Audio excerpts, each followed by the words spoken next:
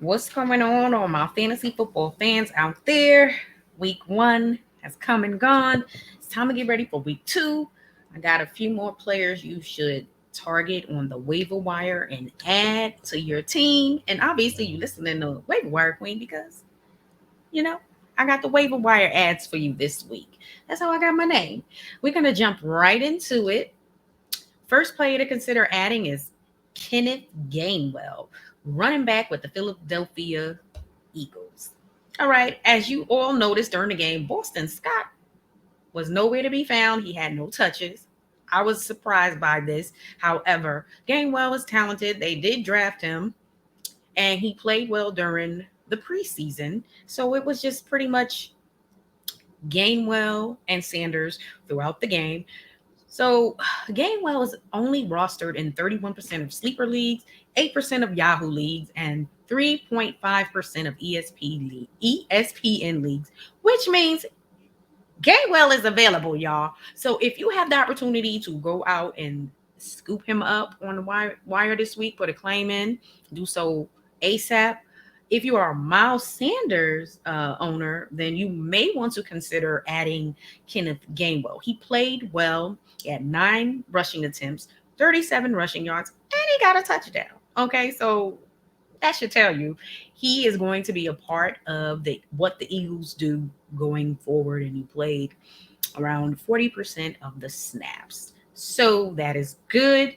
And what are we going to do, especially if we are Sanders owners? We're going to put a claim in for Kenneth Gainwell.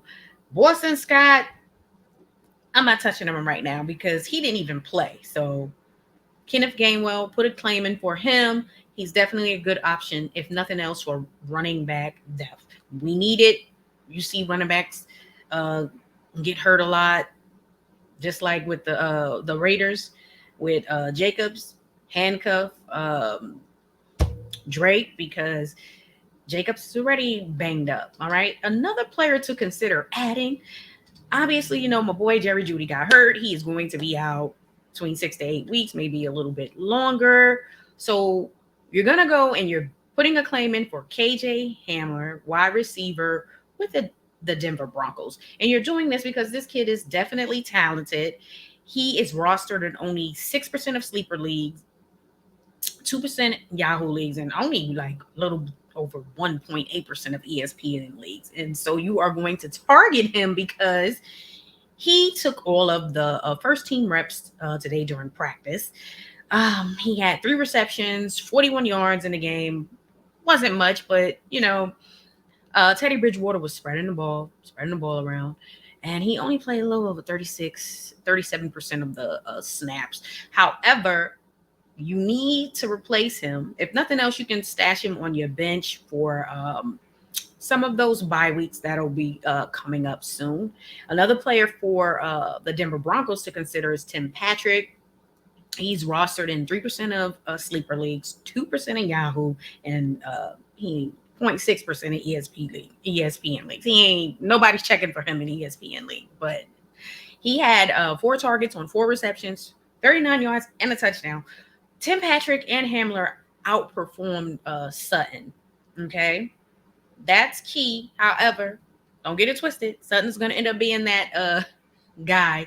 He's just coming back from injury, so it's going to take some time for him to get himself into the game. However, these 2 guys will be great options, if nothing else, to stash on your bench just to kind of see what's going on out there in Bronco land and to see which one of these 2 is going to step up while Jerry Jeudy is out. Hamler is the more talented, but Patrick has played well even last season. So if you check out his numbers from last season, he was a nice, solid, sneaky ad in deep leagues. And these 2 guys are definitely good for deep leagues. Okay. Another player to consider adding is Elijah Mitchell, running back with the 49ers. Obviously, Mostert got hurt in the game. He's going to be out a minimum of 8 weeks. We don't know. It's a knee injury, so don't know how long he's going to be out for. what shocked me was Trey Sermon was a healthy scratch. All right, he was inactive for that game, and once Mozart went down, I was like, oh God, they didn't even have Trey Sermon, who they have been hyping up all preseason, pretty much since he's been drafted. Everyone's been talking about him. Mitchell showed up and showed out. He had 19 rush attempts, 104 yards, a touchdown, played over 63% of the snaps. He had a really good game. So I'm checking for him in all of my leagues. He's rostered in 5% of sleeper leagues, 4% of Yahoo leagues, and only 1.9% in ESP leagues. So if you are playing on any of these formats, put a claim in and pick him up. Nothing else. We don't know who's going to be the lead, but after this performance, the 49ers can't ignore him. I do feel like now with the injury to Mostert, they're going to activate Trey Sermon. So they're going to be using all of their guys, but Mitchell is definitely someone I would check for, him and Sermon. All right. So look for those two guys, put in a claim in for them and pick him up, pick him up, pick him up. All right, y'all, we out here rapping today. Another player to consider adding, Zac Pascal, wide receiver with the Colts. He's only rostered in 4% of sleeper leagues, 1% of Yahoo leagues, and 2.4% of ESPN leagues. I cannot say ESPN correct today at all. But I was surprised that he wasn't rostered at a higher rate considering he played well last year when he was called upon. And then you got to realize Ty is out, Pittman is there. Who's going to step up? And like I said, he played well at times last season. Okay. And then you got Campbell. He's just coming back from injury. So he's probably going to take a little longer to, get into rhythm. But nonetheless, Pascal had 5 targets, 4 receptions, 43 yards, 2 touchdowns, and he played over 90% of the snaps. Look, all right, Carson Wentz was checking for Pascal more than any of the other wide receivers on the Colts. And like I said, he played well last year. This is definitely a great add for those deep leagues where you just need to add someone to your bench, because guess what? You have no clue what's going to happen in upcoming weeks. Players get hurt, bye weeks, and you want to have somebody who you feel is going to be able to get out, get in the game, and give you some production, especially on that bye week. So deep leagues. These are all deep leagues. Go on and pick him up. He seems like he has a solid rapport with Carson Wentz. And, people sleeping on Pascal, but I'm not sleeping on him because, like I said, last season, he played really well when called upon. And we don't really know how long Ty is going to be out and how Ty is going to look once he returns. So, and then considering Pittman is supposed to be that guy we are all thinking is going to step up the most, and it was Pascal. Not saying ignore Pittman, but Pascal is someone you need to go on and put that claim in and pick him up, because guess what? Nothing else. You want to have solid players you can rely upon on your bench, whether that's for the bye weeks or if you have tough matchups and you don't want to play one of your guys, or injuries. Okay. Injuries. And also you got to consider COVID. So nothing else. Deep league, pick him up, stash him on your bench. He'll help you out. And my favorite player on this list, who I told you guys to go on and pick up last week because New York Giants is the ish, Sterling Shepard, wide receiver with my Giants. Now, I said go pick him up last week because him and Daniel Jones has a great rapport. And I feel like Jones trusts him the most out of all of those wide receivers, out of pretty much anyone on a roster outside of Saquon Barkley. So Sterling Shepard got over 20 fantasy points. He had a really good game. Really good game. He's rostered in 41% of sleeper leagues, 25% of ESPN leagues. We're going to get ESPN correct, y'all, and 39% of Yahoo leagues. So that means he is still available, okay? He is still available and over 50% or more of these platforms in your league. So he is a nice flex play. He outperformed some of our top dogs, okay? He outperformed Adams. Obviously, you're not replacing him with Adams, but this goes to show you he is someone you can actually start as a flex, okay? He's really good. He's one of the more consistent and solid Giants players when healthy. Okay. So what did he do? 7 receptions, 113 yards, a touchdown, played more than 95% of the snaps, which is great. To me, that's right now who Daniel Jones is going to rely on. Galladay and Daniel Jones, they haven't had a lot of time to build a rapport. So it's Shepard to me right now who Daniel Jones is going to be checking for. And you already know with Daniel Jones, when he looked, that's who he throwing the ball to. And it's most often Sterling Shepard. So he is a nice player to add. Okay. Just add him. You can stash him on your bench.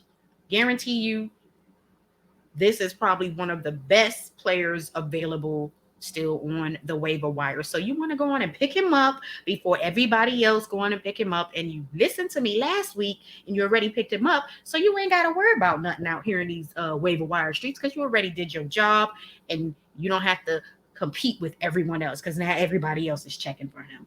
Okay. But if not, top priority, pick him up. Okay.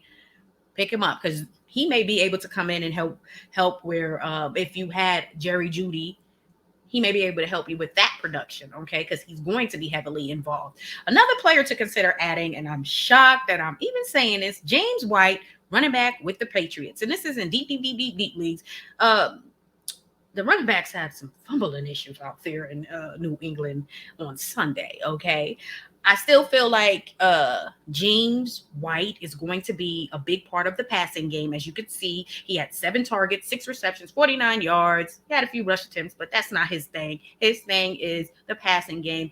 And when you have a young quarterback like Mac Jones, that's going to help a lot. So you will see James White being a part of that offense going forward to help the young rookie as he goes on in his career this season. So pick him up. And this is for deep leagues. This is not for 8 team leagues and 10-team leagues. You may be able to add him to your bench because let's face it, when you're looking out there on the waiver wire, there ain't a lot of running backs available. However, he will be a nice add to just add at the end of your bench if you can do so. He played 37% of the snaps. He's gonna be consistent in the passing game. Okay, so deep leagues. What are we doing? We're looking at James White because those 2 running backs, Harris and Stevenson, they both fumbled, which you don't want to fumble out here in the Bill Belichick streets because you're going to find yourself all the way on the end of the bench. And when Stevenson fumbled, he didn't even get on the field anymore. But then when your top dog, your starting running back fumbled, now it's like, ooh, what am I going to do? What am I going to do out here? So don't be surprised if J.J. Taylor is active this week. He was inactive last week, to my surprise. Don't be surprised if they make him active and he may get out there on the field. So kind of monitor the J.J. Taylor situation. If Stevenson continues to fumble, and then with Harris, he is the starting running back. And if your starting running back is fumbling, then I don't know what to tell you. Hell, the backup fumbling. So, but check for kind of monitor J.J. Taylor. But nonetheless, deep leagues, what we gonna do? We're gonna look at James White, gonna add him to the end of our bench because he'll be able to help you. Okay, especially during those bye weeks. All right. And another player to add from the Patriots, Nelson Aguilar. He is the starting wide receiver, in my opinion, number 1 wide receiver with the Patriots, and he is only rostered in 44% of sleeper leagues, 29.8% of ESPN leagues. Y'all, I got it right. 2 points for Waiver Wire Queen for saying ESPN correctly, finally. And 33.3% of Yahoo leagues. Okay. So he's available more than I expected, considering he had a good season last year with the Raiders, signed with the Patriots to be more involved out there on the field in the passing game. We all remember him from his issues with holding on to the ball, catching the ball when he was with the Eagles. Obviously, he did his thing and had a solid season with the Raiders last season, which is why he got the contract from the Patriots. He had 7 targets, 4 receptions, 72 yards, 1 touchdown. Okay. He had a really good game. Played obviously 85 more of the snaps. Okay. That his percentage was pretty high out there. He played the majority of the game, as you would expect from one of your starting wide receivers who you are relying on. So if you can pick Nelson Aguilar up, pick him up, because if nothing else, Mac Jones showed me that he will throw the ball and he's not afraid to throw the ball, and he actually looked solid doing so. So Nelson Aguilar would be a great pickup, especially on weeks when your players are on a bye and if you have to monitor situations like COVID or injuries. Things have changed since COVID. You have to think about that as well when you are